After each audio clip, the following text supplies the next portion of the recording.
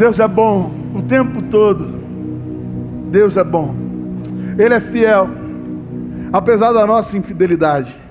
Então, irmão, semana que vem, em nome de Jesus, vai estar fresquinho aqui, irmão. Amém? Pode convidar, irmão. Convida aquele cara não crente que você achava que não vinha, amém? Irmão, convida os não crentes, cara. Convida os afastados. Entendeu? Porque é esse pessoal que a gente tem que alcançar. Quem está bem nas igrejas, deixa esse pessoal quieto, irmão. Chama o pessoal não crente para estar aqui. Quero falar com você hoje sobre cegueira espiritual. Mas antes de falar, para eu não esquecer, eu quero também agradecer aos irmãos que contribuíram para as nossas cestas básicas. Foi um sucesso, irmão. Já alcançou muita coisa, assim, isso mostra o empenho da nossa igreja e o poder, né, que Deus, o poder, a ação de Deus, na verdade, através dos nossos G6, né? A gente vai atender um grupo de pessoas que estão precisando de cesta básica. E eu quero agradecer ao Senhor e a você por isso. Irmão, vou ser breve porque eu estou no exercício de tentar acabar o culto em 1h30. Está empenhado aí nessa missão de acabar o culto em 1h30. Provavelmente, esse nosso culto de 7 horas, ele deve ir um pouquinho para frente, para poder a gente ter mais tempo no culto de 5h30. Né? E aí você pode vir no culto de 5h30 também, porque vai estar fresquinho, amém? Não vai estar aquele sol na tua cabeça. E aí, para a gente ter um tempo um pouco melhor na transição. Então a gente já está começando esse exercício, tentar terminar em 1h30. Eu acho que eu não vou conseguir hoje, mas vou tentar. Esse vai ser o objetivo. Quero falar com você sobre cegueira espiritual. Já falei algumas vezes que eu não uso óculos desde criança. Eu comecei a usar óculos na minha adolescência, no final da minha adolescência, no ensino médio. Meu pastor que identificou que eu estava precisando de óculos. Eu tocava violão, e aí o pessoal ficava tentando falar comigo e não conseguia falar comigo, porque eu não enxergava ninguém. Se eu tivesse sem óculos, eu não enxergo o rosto de ninguém, não consigo, né? E aí eles ficavam tentando falar comigo, eu não entendia nada. Aí ele me levou no oftalmologista e falou assim, você precisa de um óculos. Eu falei, o astigmatismo já estava alto, sabe? E aí eu fui, coloquei o óculos. Aí o pessoal começou a falar comigo, né? Depois de eu estar aqui tocando violão, aí o pessoal tentava falar comigo. E aí a partir daquele momento, eu passei a entender que na verdade não era questão de óculos, eu não consigo ler lábios mesmo. Eu percebi que eu não consigo entender esse negócio. Pessoal, eu não entendo nada daquilo. A pessoa, ele falou, irmão, vem aqui e fala, porque não dá. Mas pelo menos eu consegui enxergar o mundo de uma outra maneira, porque agora eu estou de óculos. E estando de óculos, tem algumas coisas que acontecem com a gente, sabe? Algumas coisas só acontecem com quem usa óculos. Tipo assim, quem já foi assistir filme 3D de óculos? É bravo, né, irmão? Caraca, que troço horroroso, cara. Dá uma dor de cabeça danada, porque o óculos fica sambando ali.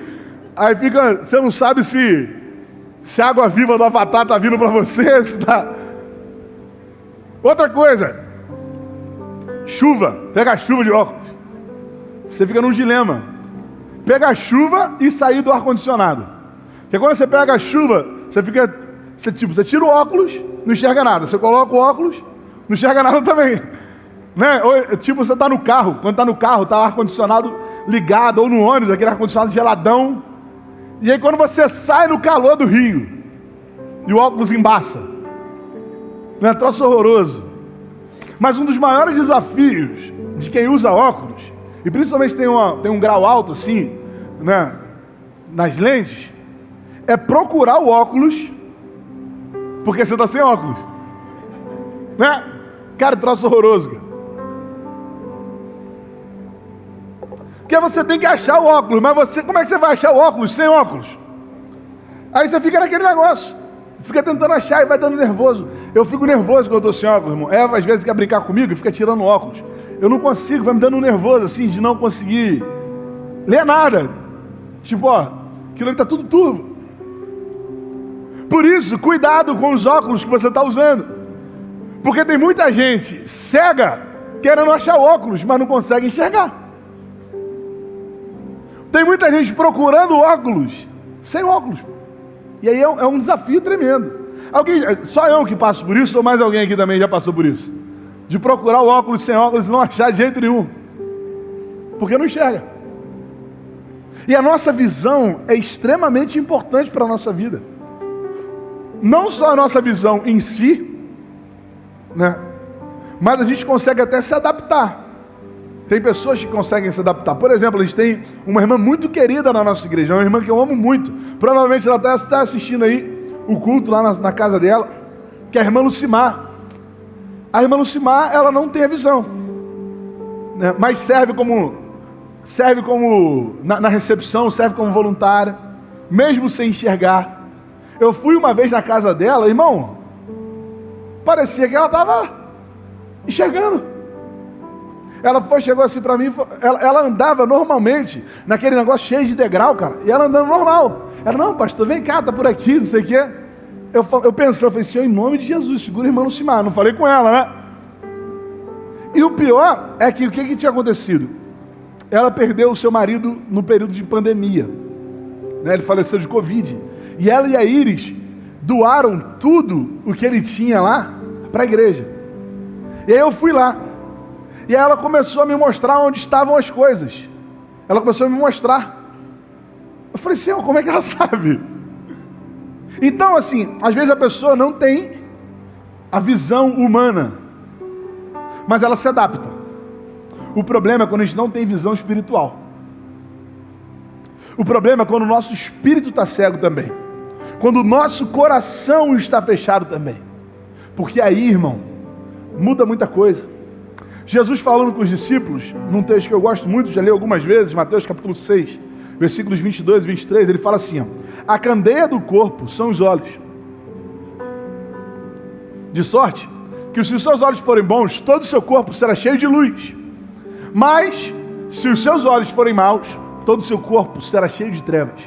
Portanto, se a luz que está dentro de você são trevas, que tremendas trevas são. Tem um filme muito premiado, que eu ainda não vi, deveria ter visto. De repente você já viu. Chamado A Vida é Bela. Do que se trata esse filme? Eu não vou dar spoiler, é a sinopse do filme. Então se você botasse lá no Netflix, você já teria lido o que eu vou falar. A sinopse do filme é a seguinte. Um homem judeu que vivia na Alemanha no período da Segunda Guerra. E ele criava um filho, irmão.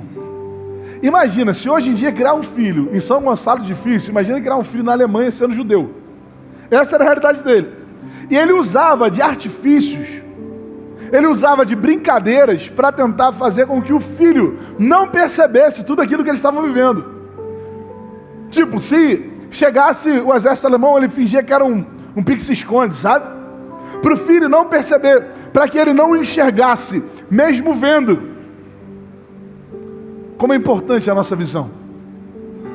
Como é importante a maneira como a gente enxerga o mundo.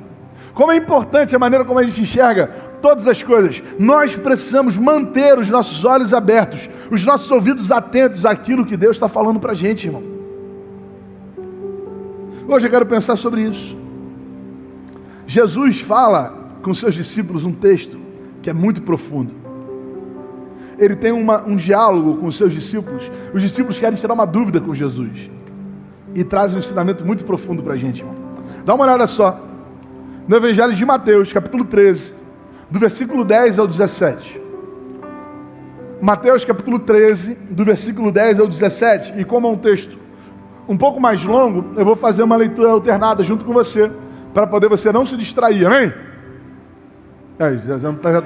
Já está distraído. Irmão, olha só, tá vindo um ventinho aqui, benção, hein?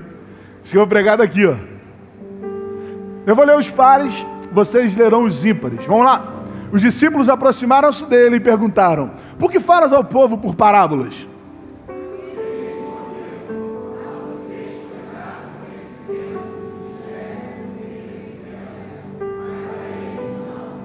A quem tem será dado, e este terá em grande quantidade. De quem não tem, até o que tem lhe será tirado.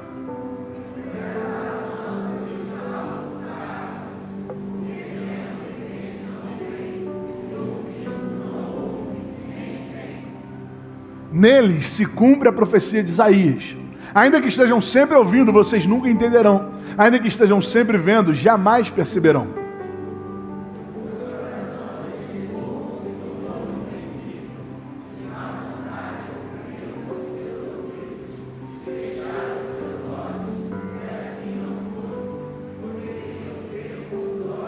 Ouvir com os ouvidos,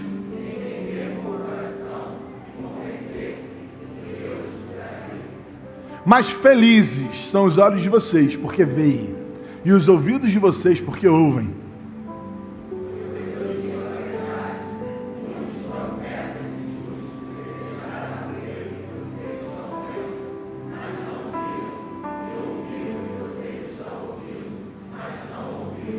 Vamos ver o 16 de novo? Vamos ler junto aqui o 16, assim, com bastante ânimo, entendendo o que essa palavra está dizendo. Vamos lá?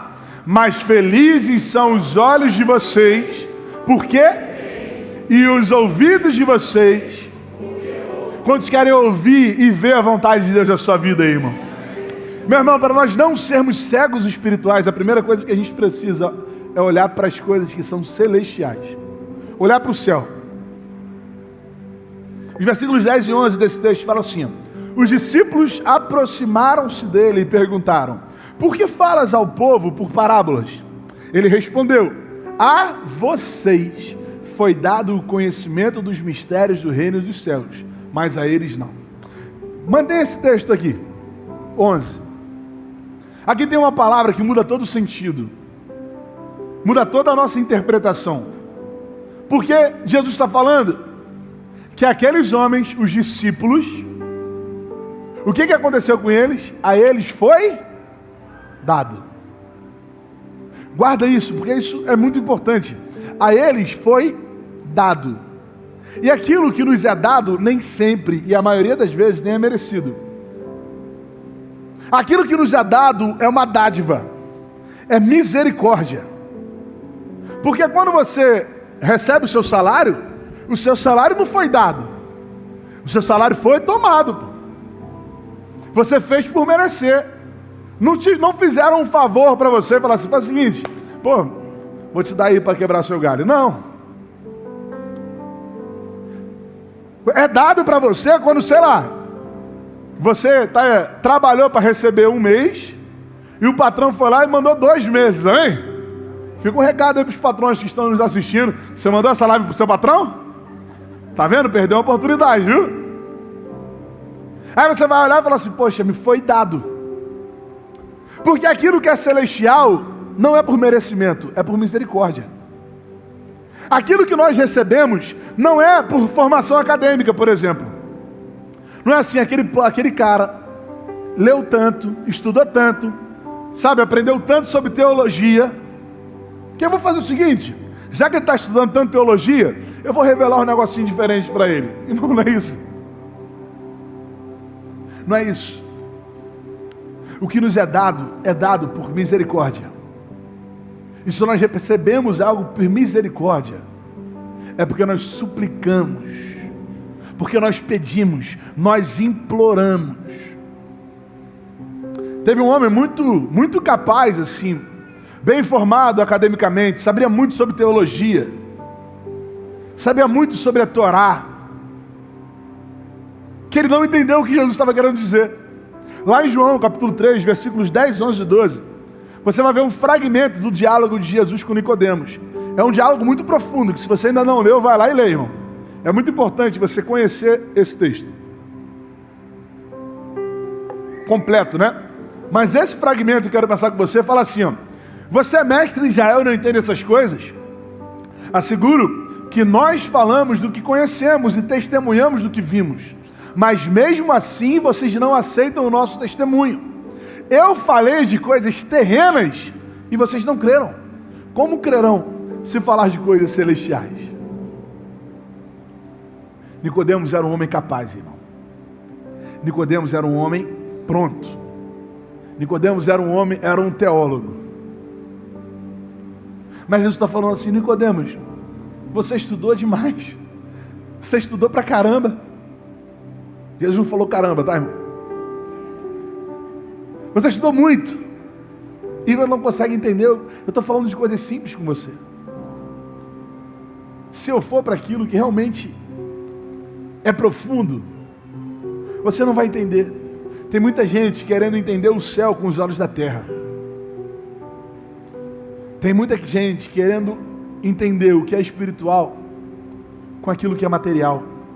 Irmão, não é a nossa capacidade. Aquilo nos foi dado, nos foi entregue através da dependência. Quando a gente fala sobre dependência hoje, a gente pensa súplica, implorar. É isso que eu estou falando. Se humilhar. Porque tem um monte de gente que não quer se humilhar, irmão. Né? Tem um monte de gente que fala, não estou aqui para me humilhar. Tá sim, irmão. Não queria te contar isso, mas você está aqui para se humilhar. Tá, mas vou me humilhar diante de Deus e diante dos homens. Diante dos homens também. Diante dos homens também. Considerem os outros superiores a si mesmo. Sabe o que é isso? Vai lá e se humilha. Pô. Vai lá e se humilha. Pede perdão, você estando certo. Para de ser cabeça dura. E aí, através da oração, a oração é o instrumento de Deus para abrir o nosso coração. Não termina 8h30, nem de jeito nenhum, irmão. Estou vendo ali 8h17, grandão na minha frente. Abrir o coração.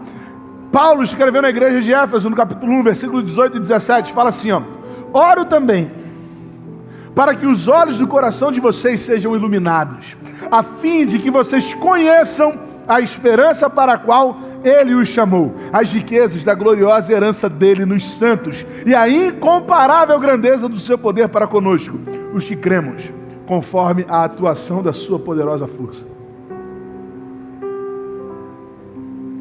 Como Paulo começa falando no versículo 18, olha o verbo que Paulo usa. A primeira coisa que Paulo fala é o quê? Qual a primeira coisa? Oro. Sabe o que é oração? Dependência. Oração é dependência. Oração é reconhecer a sua pequenez, reconhecer o seu tamanho diante de um Deus tão grande. Deus escolheu entregar isso a quem não merecia, mas pedia. Não dá para a gente compreender isso pelo nosso próprio entendimento. Mateus capítulo 11, versículo 25. Jesus também falando aos seus discípulos, fala assim, ó, naquela ocasião Jesus disse: eu te louvo, Pai, Senhor dos céus e da terra, porque escondeste essas coisas dos sábios e cultos e as revelastes aos pequeninos. O mesmo Mateus fala que o reino dos céus pertence aos pequeninos. O mesmo Mateus fala que se nós quisermos pertencer ao reino, se nós quisermos entrar no reino, nós precisamos ser como os pequeninos, como uma criança. Eu já falei isso aqui algumas vezes. Qual é a característica de uma criança que faz ela digna de entrar no reino? Digna entre aspas, sempre. Qual é? A dependência, irmão. Porque nem toda criança é humilde. Você já conheceu criança que não é humilde? Já conheceu criança arrogante, sim ou não? Você já conheceu criança que guarda rancor no seu coração? Já conheceu criança que não se arrepende? Então nem toda, a maioria, beleza, mas nem todas as crianças têm essas características que a gente fala. Inocência. Nem toda criança é inocente, irmão. Como nós gostaríamos que toda criança tivesse a inocência dela. Mas infelizmente, essa não é uma realidade. Nem todas as crianças são inocentes. Mas todas as crianças são dependentes. Uma criança às vezes não é inocente, mas ela nunca vai conseguir se virar sozinha. Ela pode resolver uma coisa ou outra, mas vai ter uma hora que ela vai ter que pedir a um adulto. E geralmente é um dos seus pais. Se você quer ter os seus olhos abertos, se você quer ter os olhos, né, ver e ter os teus olhos naquilo que é celestial, então, meu irmão, peça a Ele, dependa dEle. Esteja focado naquilo que é celestial também, porque tem um monte de gente que quer viver as coisas dos céus e só consome coisa dessa terra, irmão. Os livros que você lê, as músicas que você ouve, as pessoas que você ouve, tudo isso influencia na nossa formação, irmão. Tudo isso vai formando a nossa lente, a lente dos nossos óculos. Nós precisamos ter os nossos olhos abertos, os olhos do nosso coração, para que nós possamos ver aquilo que ninguém vê. Para nós não sermos cegos espirituais, nós não podemos permitir que o nosso coração se acostume com aquilo que é celestial. O versículo 15 desse texto que a gente leu fala assim, ó: pois o coração desse povo se tornou insensível. Mateus 13:15. O coração desse povo se tornou insensível.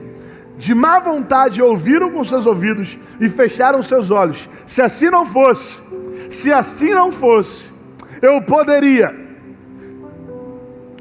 poderiam ver com os olhos, ouvir com os ouvidos, entender com o coração e converter-se, e eu os curaria. Esse texto é um dos textos usados para ter como base de defesa que Deus tenha escolhido alguns e não a outros. Se você entende dessa maneira, irmão, respeito. Eu não entendo assim. A minha visão é que Deus escolheu o homem, Deus escolheu a humanidade para ser salva. E Ele está esperando aqueles que não fecharam os seus olhos e não taparam os seus ouvidos e não se tornaram insensíveis àquilo que Ele estava fazendo. Porque dá uma olhada aqui no texto mais uma vez. Fala assim, ó: se assim não fosse, eles poderiam ver com os olhos. Ou seja, o problema desse povo, pode voltar, Nath, na parte anterior. O problema desse povo não era que Deus havia os escolhido ou não. O problema desse povo era que o coração deles se tornou insensível. Isso acontece com a gente, irmão. Sabe quem era esse povo? Os crentes. Sabe quem era esse povo? Quem aprendeu a Torá desde 8 anos de idade. Sabe quem era esse povo? Era o povo que ia à igreja, que ia ao templo, que proclamava as promessas do Senhor com o livro aberto.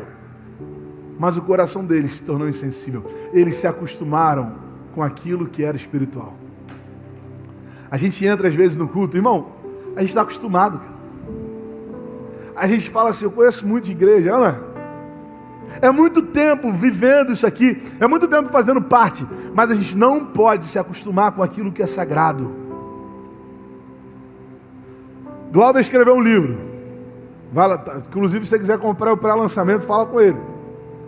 Vai lançar aí logo, semana, Glauber, ou na outra? Na outra semana. Escrever um livro é um desafio, irmão. Porque a pessoa às vezes conhece muito da gramática, mas ela escreve, e aí depois quando ela vai ler, os olhos dela se acostumaram com aquele texto. Aí o que você faz? Você pede para uma outra pessoa ler, que essa outra pessoa ela vai ter os olhos mais fresquinhos assim, sabe? E ela vai perceber talvez uma pontuação errada, uma digitação que bateu 2 vezes, e você já se acostumou tanto lendo aquilo, que você nem percebe. Você tem que pedir para outras pessoas irem te ajudando, sabe? É se acostumar com aquilo. Vou dar um exemplo aqui, um exemplo assim, bem prático, fácil de todo mundo entender. Há alguns anos atrás, há uns 3 anos atrás, um clube carioca foi campeão de um título muito importante. Até o Flamengo foi campeão da Libertadores, irmão. Eu sei que a maioria aqui não teve essa experiência e tal, mas o Flamengo foi campeão da Libertadores. Irmão, eu fiquei maluco, cara. Naquele sábado, quando o Gabigol meteu aquele gol, irmão, eu fiquei doido. No outro dia, o que aconteceu? Festa lá na Presidente Vargas, né? Festa, foi campeão brasileiro também. Mas no outro dia, estava dando festa na Presidente Vargas. O que eu fiz? Fui de manhã para a igreja, preguei no culto. Não faltei culto não, irmão. E nem no outro, eu voltei para o culto à noite ainda. Mas quando eu acabei de pregar, irmão, Dei o amém, eu entrei no Uber. Eu, Eric e Charles. Fomos lá, irmão, para o Presidente Vargas. E tava lá, irmão, aquela festa, lá, todo mundo animado. Hoje teve de novo. Eu não fui. Por quê? Já me acostumei, pô. Faz o seguinte, eu vou deixar para ano que vem.